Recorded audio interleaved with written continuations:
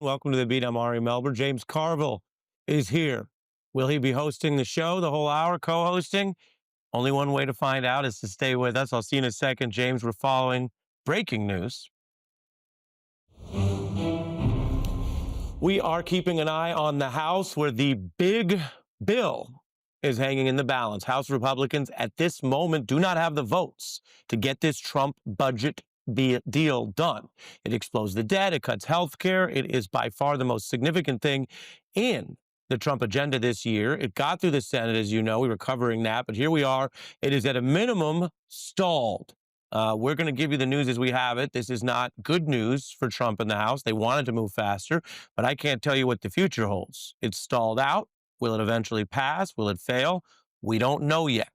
What we are witnessing technically is a procedural vote that has been held open for nearly 4 hours while Republicans basically bend the rules a little bit, although I can tell you both parties at times have tried to do this stalling technique to find the votes because they don't have them. Speaker Johnson walked off the floor looking to get the help he needs to get it done. They're also waiting, reportedly, for about 2 members to get to D.C. They were delayed by the weather. Now, everybody knows the House Speaker's job is to count and move when you have the votes. You cannot blame the weather on this job. Speaker Pelosi often did all kinds of things to make sure that she didn't actually hold the vote until she could win the vote. Meanwhile, the president meeting with Republicans at the White House, his legislative agenda hangs in the balance. 7 Republicans have folded on many of the issues. They've given Trump what he wants. So that could still yet happen. Today, Democrats are highlighting that the bill is not just unpopular from some liberal or centrist perspective, but that it is fundamentally flawed, some say amoral, and thus they say this is still a chance, the delay in the House, for people to come to their senses.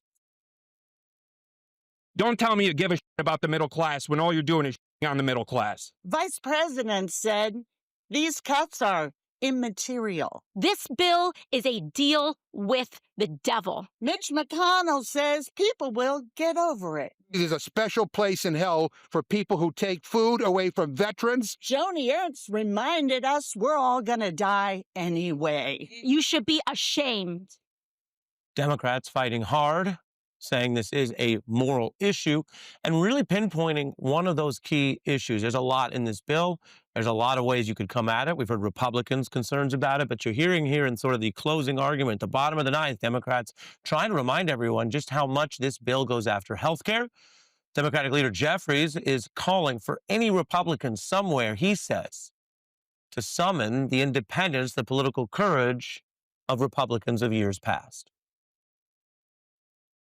So all we need are 4 Republicans to join us in support of their constituents, to have John McCain level courage and stand up in defense of the health care of the American people. Senator McCain was famously conservative. He was a hawk, but let's put this in full and remind people, if you guys can see this, we got the video from our control room. We're spotlighting what was that moment when he put his thumbs down at another pivotal time in 2017, having crossed and clashed with the Trump administration, and there really risking his entire political standing with his party because he said that was the right thing to do. You can see him walking up and voting down what was then an effort to gut Obamacare.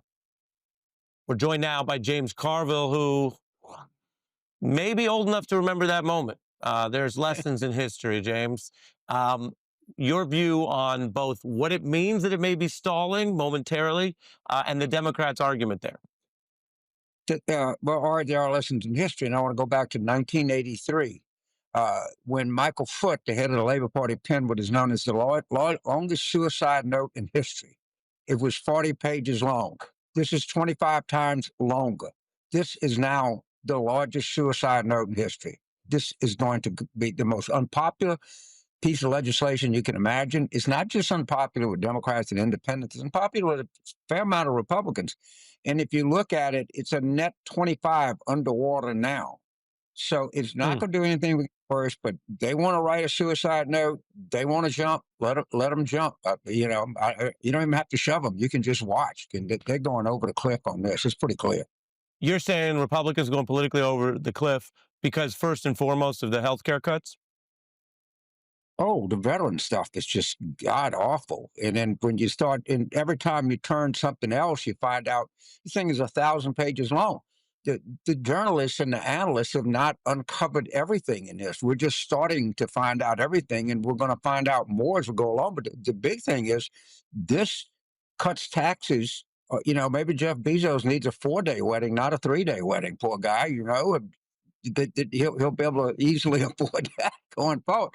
This is a singularly bad piece of legislation. It's unpopular. The American people have figured it out, and these Republicans know it. They know what they're getting into, and they just don't feel like they have another choice. But this is not going away. I promise you. Yeah, and there's plenty of folks, including in conservative areas, that are very concerned and opposing what you're saying. They're going to go off the cliff, but opposing the Medicaid cuts. Take a look. State officials say if cuts and changes are made, about 300,000 people are at risk of losing coverage. 300 hospitals across the country at risk of closing if cuts are made to Medicaid. As many as 200,000 Georgians lose Medicaid coverage. This is our medication that without the Medicaid coverage would be $3,200 a month because our primary insurance has denied us. Really is the difference from us being able to stay afloat versus going in the red. I'm looking at a potential crisis in my household. One public health expert tells me it could mean upwards of 700,000 people in the state could lose their Medicaid. James, this is real life. It's real life, and it's particularly damaging to rural America, and particularly damaging to a lot of Trump's constituency. And by the way, when you lose a rural hospital, even if you're fortunate enough to have health care, if you don't have the hospital and you have a health emergency, you have a heart attack or something like that, it doesn't do you any good. And we're going to see vast numbers of rural hospitals close. We know that. That's all predicted. It's all baked in. They know that. And they tried to come up with a fund, a totally inadequate fund to say, well, we put some money in there to help rural health. It is not adequate. This bill is unpopular, and the Democrats just don't need anything but just oppose and drag it out and just let this fish in the sun, and it's going to rot and smell. I promise you. There's no doubt about that. It's also very fiscally irresponsible. James, there are parts of politics that everyone's used to, and you say, well, this is how it is. And there are other parts where you say, can we just say once and for all, factually, I deal in facts, that you have Republicans in the current party, the recent party, and the MAGA-fied party that are very fiscally irresponsible. That's how they govern. They don't pay for things. It affects the economy, and they want to give tax cuts to multimillionaires and move the money towards the rich, but also set up a debt trap. Now, we have elections. People can say whether that's good or bad, but that's the facts. And so I'm curious. I want to show you how long this campaign has been going. My job is to show people the facts and they make up their own mind. But to do that, we have to cut through the propaganda of how long there has been these lies, Republican leaders saying they don't want to do exactly what this bill does, which is grow the debt. We have the tape. Most troubling of all, the unsustainable trajectory of government spending is accelerating our nation toward a ruinous debt crisis. I'm very worried about the debt. The single biggest threat to our country, both in the short term and the long term. We now have a debt of $16.4 trillion. The real problem here is the debt and a lack of a credible plan to deal with the debt. The dangerous addiction to deficit spending. You're either part of the problem or you're part of the solution. James?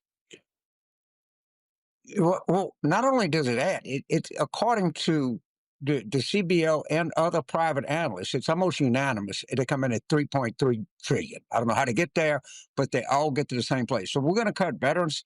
We're going to cut health care. We're going to cut the weather service. We're going to close hospitals.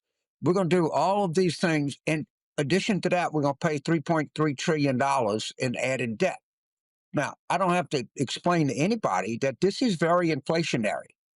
Yeah. Because when you add this kind of debt, what happens is interest rates go up. I'm sorry, the cost of money is inflationary. The interest rates are the most damaging part of the cost of living. We just saw what happened in your hometown in New York City, where the cost of living took issues front and center. Yeah. This can be argued that this is going to increase it's not only going to cut services for ordinary Americans, which it's going to do manifestly, it's going to increase costs for ordinary Americans, and it's almost a straight line. It really can't be disputed. I don't think there's an economic argument against that. I really don't. So, yeah, there's a lot to work with here. It's going to take a lot of discipline and a lot of stick-to-itiveness to stay and remind people of what this is. Yeah. Yeah, I hear you on that. We got a couple more questions for you. One is, how many dogs do you have there? Well, this is the Shenandoah County Symphony Orchestra. You got two? How many you got? I think there's about 4 or 5 out there. Hey, all right. And that doesn't count the goats and the chickens and, and everything. James Carville has a lot of animals. It's a whole farm there. So we love that because we book one animal. That's you. We book one alligator. And we get a couple other animals in the background. That's great. Stay with me, James. What I want to ask you about as well is Paramount, which owns CBS and 60 Minutes, caving to Trump, paying this off. Some Democrats today saying this is basically a bribe. And I want to get your take on that. It's another big news story today. We're back with James, the alligator, and the dogs in 90 seconds.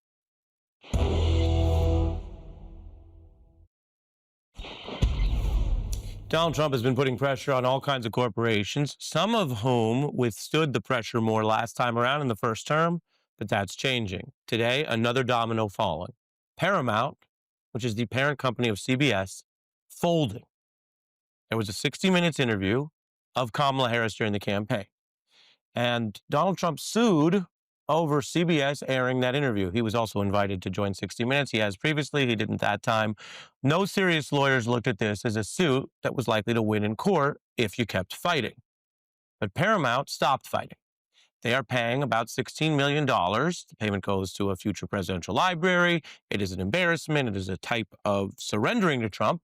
The network notes that it is not apologizing for doing journalism, which is interviewing candidates. It is going to release the full transcripts of those interviews. Critics say this is clearly over the line. Elizabeth Warren says it's a bribe.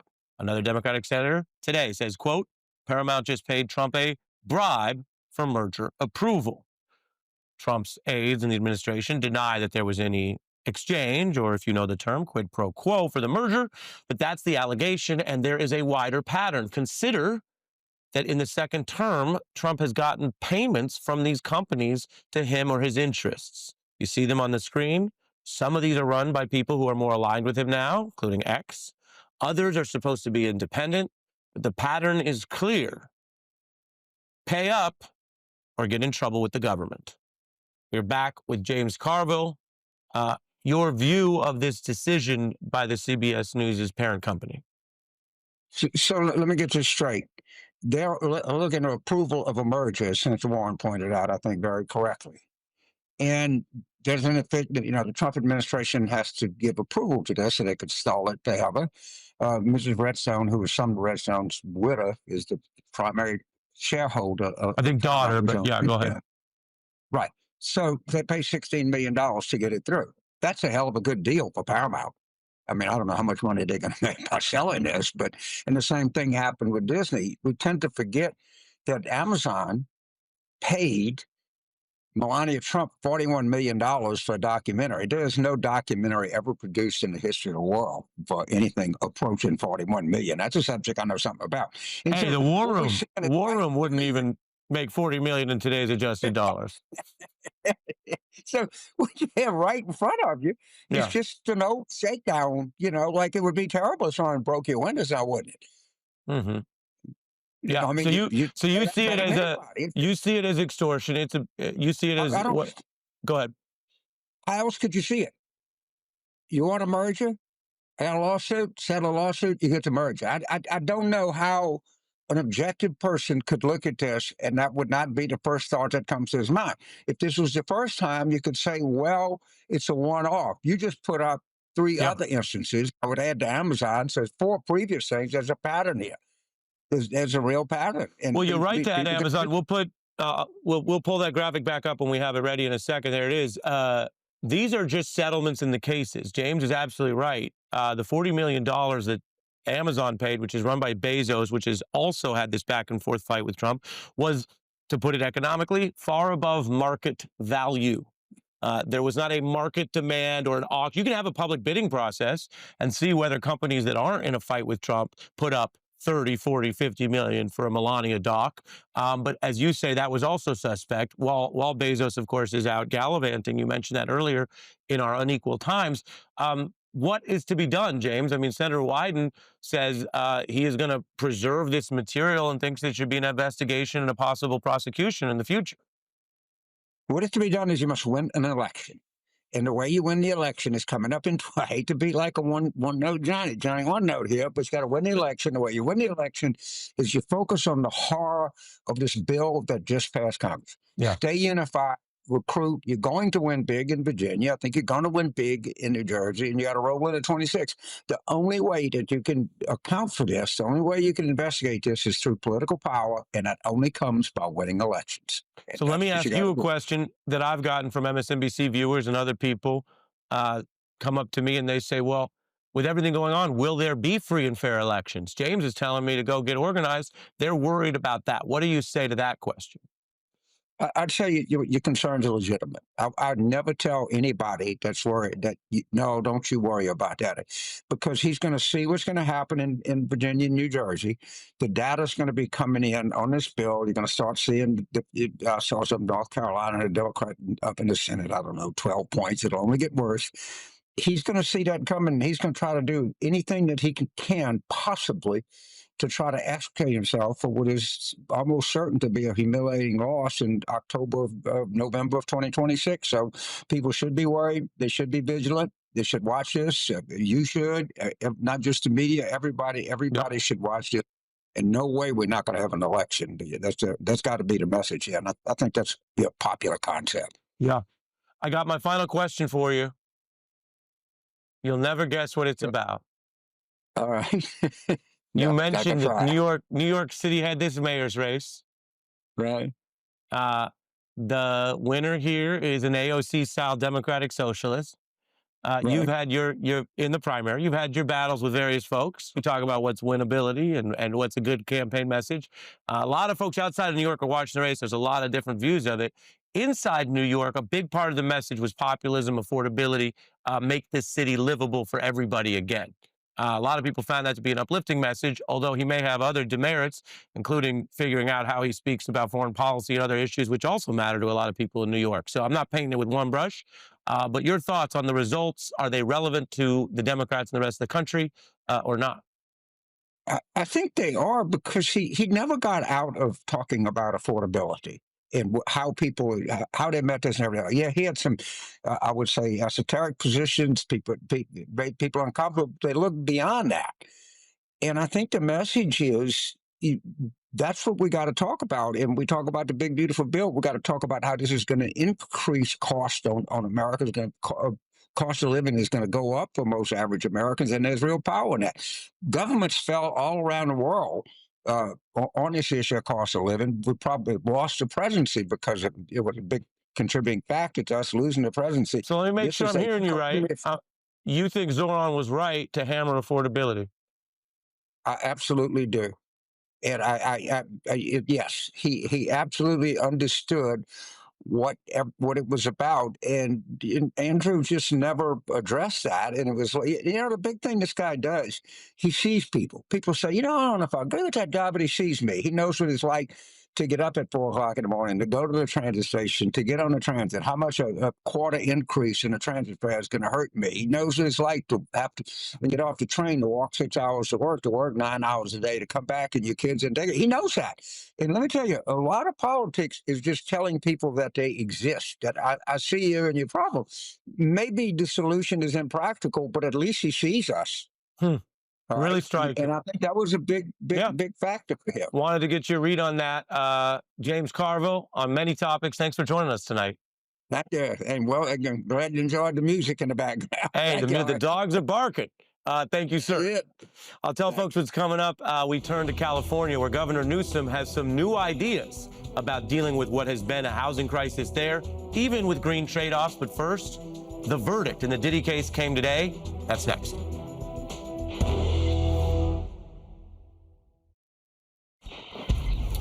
Turning to a case with major implications today, well outside of music or business in New York, a jury reaching the verdict today in the trial of mogul Sean Diddy Combs, finding him not guilty of the two most serious charges in this case, racketeering and sex trafficking, but also finding him guilty on two lesser crimes involving prostitution transportation.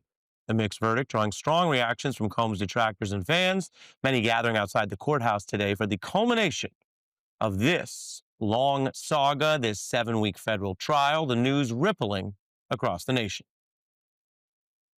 Mixed verdict here. Sex trafficking, not guilty. Wow, that's a big deal. Okay. So that is obviously an enormous win for the defense. We're pleased that he's finally been held responsible for two federal crimes. The jury clearly did not believe that the government proved beyond a reasonable doubt that these two women were sex trafficked by force. The jurors stood up for what was right. This is a real backlash, I think, to the Me Too movement. We as a society still have a lot of trouble understanding these both and kind of situations. This particular case may not fit neatly into any wider narratives. These two convictions are still serious crimes. The DOJ asking the judge to imprison Combs for 4 to 5 years for those two guilty decisions there. But the acquittal on the more serious charges, which would have carried a life sentence, are a huge legal reprieve for Combs, who you see there dropped to his knees in apparent prayer at the news of the verdict inside the courtroom. No cameras, so these are different sketches of that dramatic moment.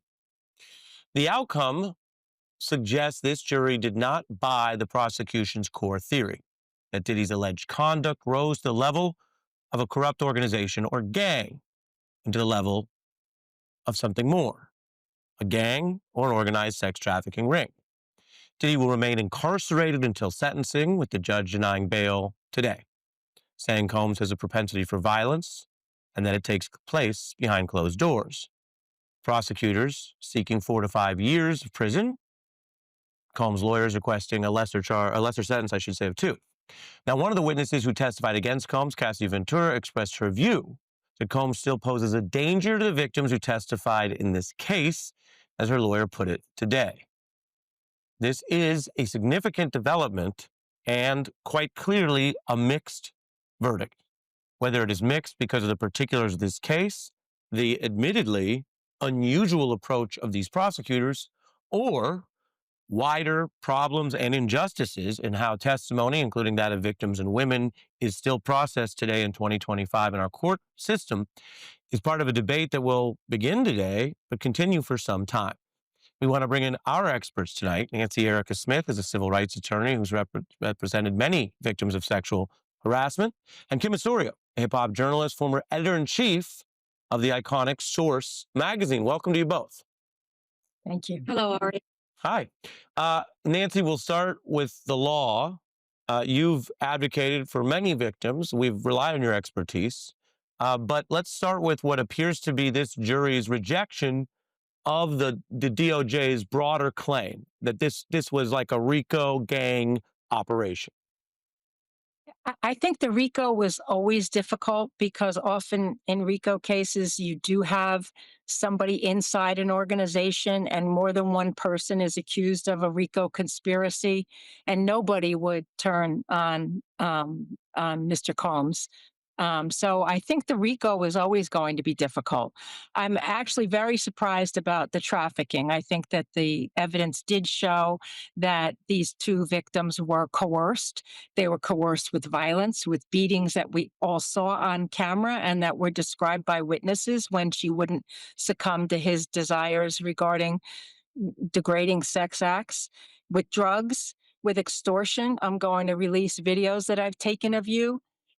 He extorted her mother. Her mother actually paid him money. He gave it back, but he extorted her mother. That's certainly coercion and threats. He threw a Molotov cocktail. I think the evidence was pretty clear that he did when Ms. Ventura dated someone else. So I thought that the sex trafficking, which is forcing sex with coercion or fraud or threats. I thought that was proven, but it was a very contentious jury. There were 8 men and 4 women, and they clearly had a lot of disputes among them. And I think it would be interesting if we actually hear from them, because I think that was proven. Kim, your reaction? This is a really emotional time, Ari, in the hip hop community. For one, women do not feel protected. That's on the one hand. But on the other hand, nobody trusts the system because our system is broken. And I think that this case showed that. The things that people were concerned about, the way that the prosecution did the things that they did. I mean, this was just really a circus, I think, for everyone. And none of the victims feel protected, but then when you look at people in power and you can see what is going on, it just makes, I think, everyone involved just really emotional. Yeah. But, I say that women just aren't protected. Well, Kim, tell us more about that, because a data point is not data. One case is not everything. And there were some very specific particulars to this case. But hip hop is an art form that is so integral to American life, so celebrated around the world, has so much positive, but also has been rightly accused of great and deep, not only misogyny, but really cultivating violence against women, and in this case, men, because we've covered the particulars of how Diddy was accused of all kinds of misconduct. Almost half of his civil case accusers are male alleged victims. But can you speak on that aspect of part of hip hop, Kim? Ari, that's a hard thing to talk about because hip hop is a very diverse genre of music and culture, right? But the media tends to shine a light on the misogyny, and that is the stuff that makes it through. Now, I'm conflicted myself as a woman when I hear these arguments, right? Because I do know that we've dealt with a lot, and the treatment of women that gets magnified, in the mainstream from hip hop is really, one-sided, I think. So we don't get to see the other side of hip hop. I never like to make it about hip hop. It's not about hip hop, right? It's what the media tends to show of hip hop. That's the main problem. We only see that. We glorify that part of it. We don't see the good. And when it comes to hip hop on trial, I mean, this is a conversation that we've been having, for 20 years about hip hop artists being targeted. And so we know that there's that as well. So I think right now the community is really split and emotional on how we feel.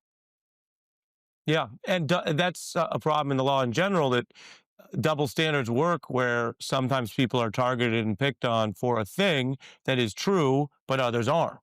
So you have a bit of a challenge there. Your thoughts, Nancy? Yeah, I think there's certainly a history from the beginning of this country of racism in law enforcement.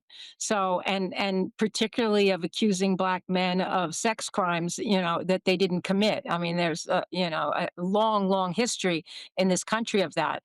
But we really can't just have a knee-jerk reaction to that, because the victims of a lot of the violence that we're seeing be brought to justice now are Kelly, Cosby, Weinstein, and in this case, Mr. Combs.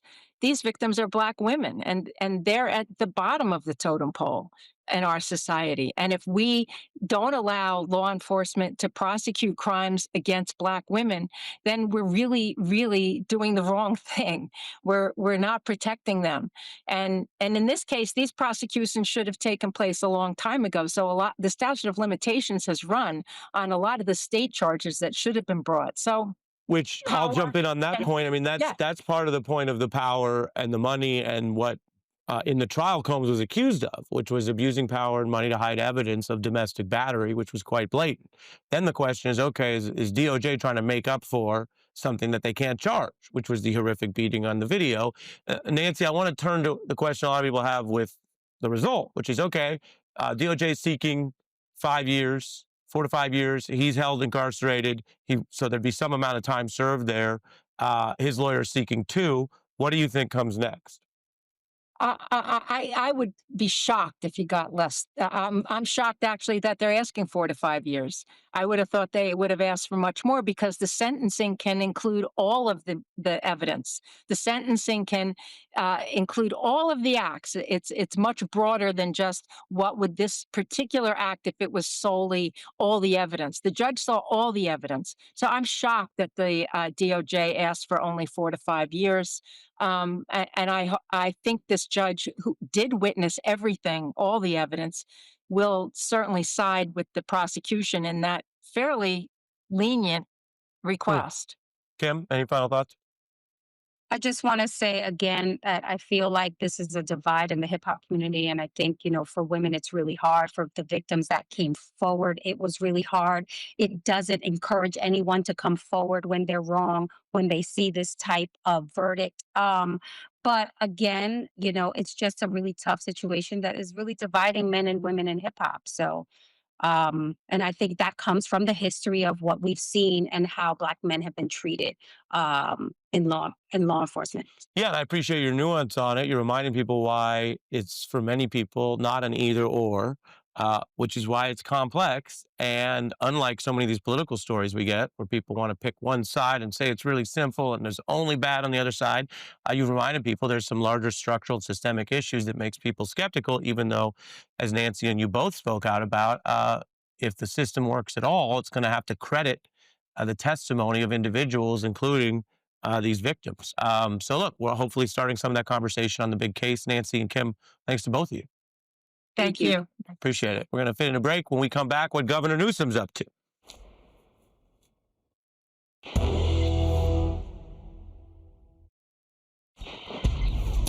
Politics can be about fighting, but it can also be about solutions. And that's where we turn right now to California, which has long been a leader on all kinds of policy reform. The state's huge economy and large population have made it something of a bellwether.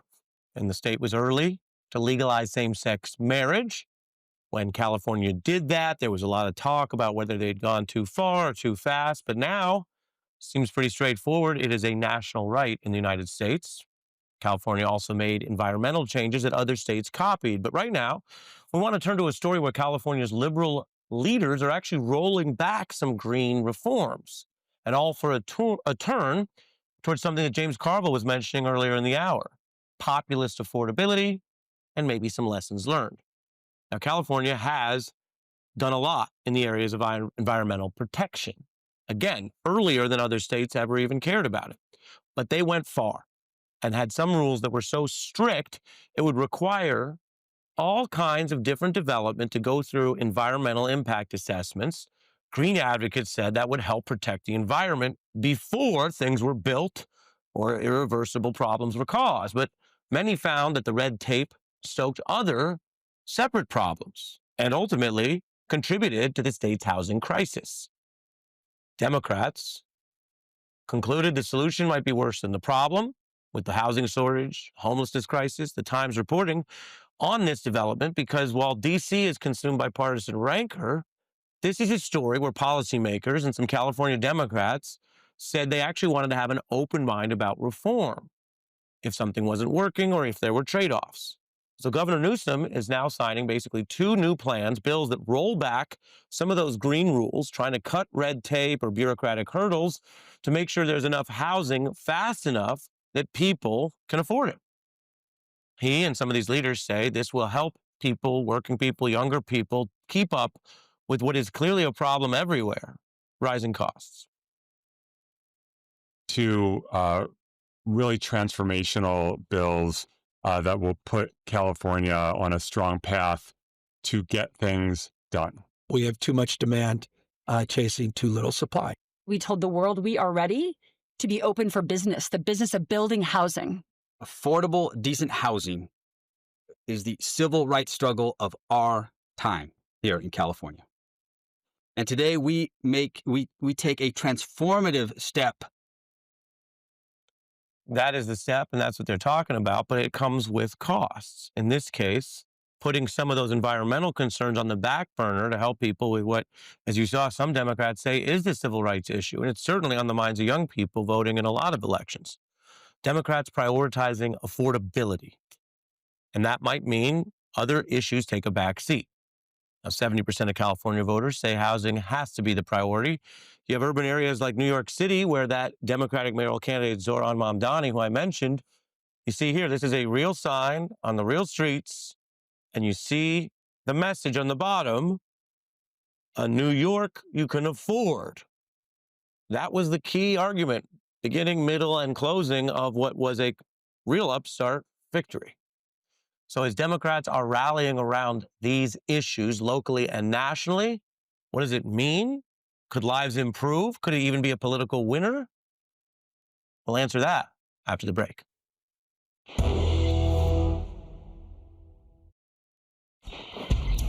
Democrats increasingly running on affordability. That's what we saw in this New York City mayor's race. You see a New York you can afford right there. Out of California, rolling back even some traditional liberal green protections to deal with the affordable housing crisis.